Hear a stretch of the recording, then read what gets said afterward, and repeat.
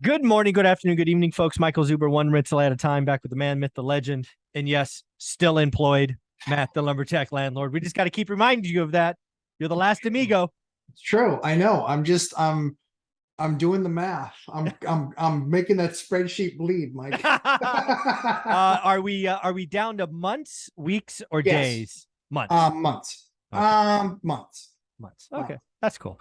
Well, hey, I one of the things I love that you and I do is we interact with our communities. Yes, of course. So I got a comment from, I'm just going to guess it's pronounced Wes Largy. Anyways, Okay. it's on Instagram. Name doesn't matter, but I wanted to give credit where credit was due. Okay. It does appear to be a she, based on the pic. You never know, I guess. Here's her comment, and I want you and I to talk about it. You ready? And this was off of a post that I said, "Are you stuck in analysis paralysis?" Yep. And she responded to this. My dilemma is keep renting and start investing in a cheaper linear market, or buy in a more expensive cyclical market and house hack and eventually get appreciation until I can save more money. That's all I got. We can riff on it. We can make assumptions. Sure. We are not giving financial advice. But again, basically the question is, hey, do I do what Grant Cardone says and rent where I live and buy rentals?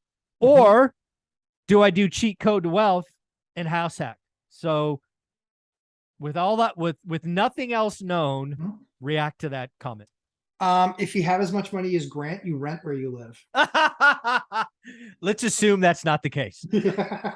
I think that's a safe assumption. Just throwing it out there. Yeah, I'm just throwing it out. I don't disagree with, the funny thing is Grant bought a home. Bought a couple. He bought a couple homes. Yeah. I do understand it when you're at his level, though. When you're at his level, I get it. Like, he doesn't know if he's going to have to move home base somewhere else in the country, Texas or whatever. And then how much is he going to use the Florida house, right?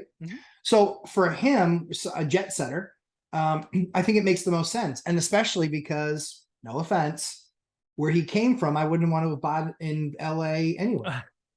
Yeah, he was in, I don't know, he was in a very ritzy part of California, but yeah, he sold out. Yeah, he was in LA, he was in the LA area.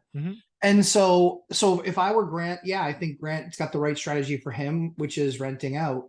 I think for me, I would be scouring the lists and trying to understand how I can house hack, get into a 4-unit, a 3-unit, or even a duplex and help offset my costs.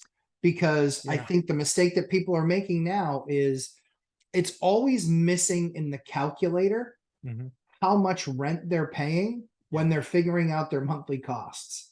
And because they're not landlords, the biggest mistake they make is they account for 0 rental appreciation for 10 years, but the property that they're going to buy is based on appreciation. Yeah. This is someone who is caught in my opinion, overthinking. Yes. There is, I don't know. There are certain situational elements. Like, for example, like I actually replied to the comment. I'm like, what's your plan? Like, if you don't know where you're going to live in a year or two, then why buy something expensive? Because you don't know where the market's going. But if you can intelligently tell me that I will be in this place for a decade or more, house hacking is the only answer. I have said repeatedly, house hacking is the cheat code to wealth. And I've said my biggest financial regret is I didn't house hack at 20. So I would argue that most people should house hack. And then the last thing about this comment that it grades on me, because it's like, you're not getting it. It's not go get cash flow in the Midwest or appreciation in California. Freaking house hacking, folks, is both. Yes. If you're talking about buying in an expensive market, you can get appreciation, sure, but you also you're living cheaper. Yes. In Dion's case, he's getting paid $1,300 a month to live for free. So he has no mortgage payment and he gets paid $1,300 to live there. Folks, house hacking is the right answer for, again, I'll argue 90% of you. If you're, if you're a digital nomad and you want to live in different cities every 12 months, don't buy a home. You don't know where the market's going. Yep. There are situations where, hey, go buy cheap in Ohio or Michigan or wherever, and you do you during the day, but you should know who you are. Most of us want to nest, right? We want to get our kids in a school system. We want them to go through it from kindergarten to high school. That's what that was Olivia and I's promise to each other when we bought our place. Like, we're not moving. Teresa's going to that grade school, that middle school, and that high school. Sure. Yep. So again, I understand the question. I appreciate the question. I love interacting with the audience. House hacking is so powerful, so simplistic, and so misunderstood. It is. In a expensive area like Seattle, Washington, Todd Baldwin's best decision was buying a 5 or maybe it was a 6-bedroom home and roommate hacking. Spencer Cornelia is buying $500,000 homes in Vegas and roommate hacking. Anna Kelly says the best financial move she ever did was buying a 4-plex. These people are people we all look up to now. Copy the playbook. Why are we overthinking this? I don't get it. Yeah, I think there's a lot of people that are just like, oh, you're a landlord? Yep.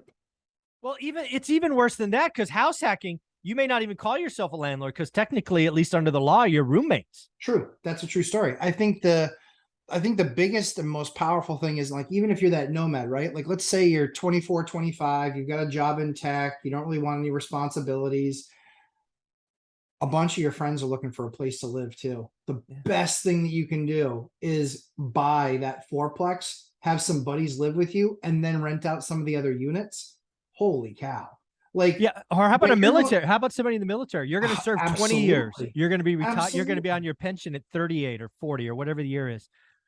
Buy a house with a VA loan in everywhere you have a duty station. I think that's the right word.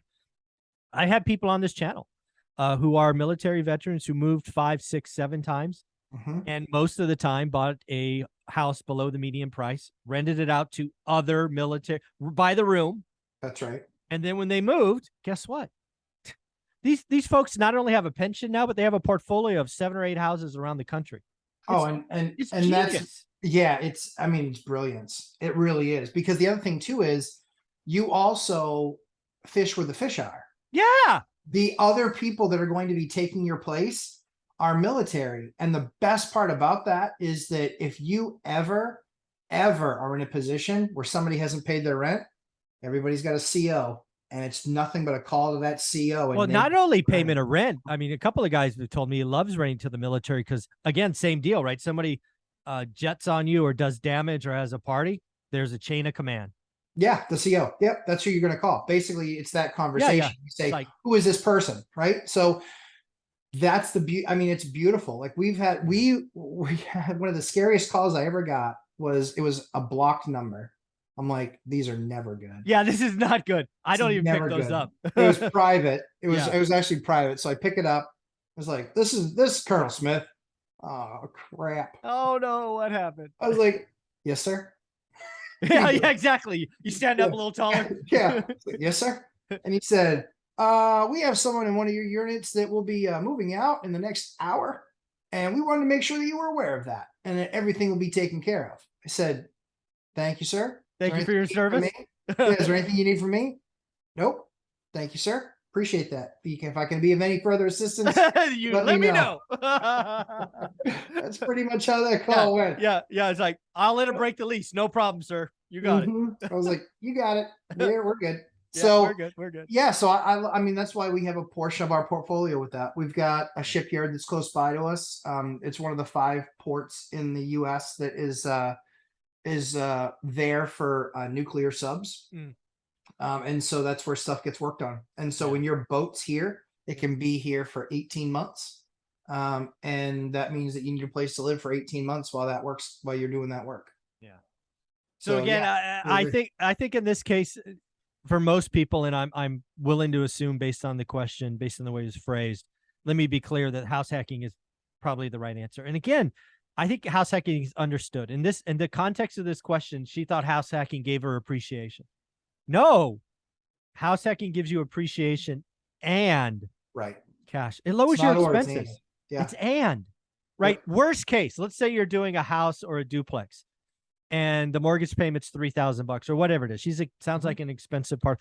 Even if you have roommates and you're only paying $1,500, that's still $1,500 less than you would normally pay. Sure. That is cash flow, right? That is better living expenses. So I think most people, the right answer is house hacking. Where can people find you? Lumberjack Landlord on YouTube and on Instagram. 4321 strategy available to the masses, which is house hacking cheat code to wealth. And then live streams on Sundays, 11:30 a.m. Eastern time. Awesome. Thanks, buddy. Thanks, Mike.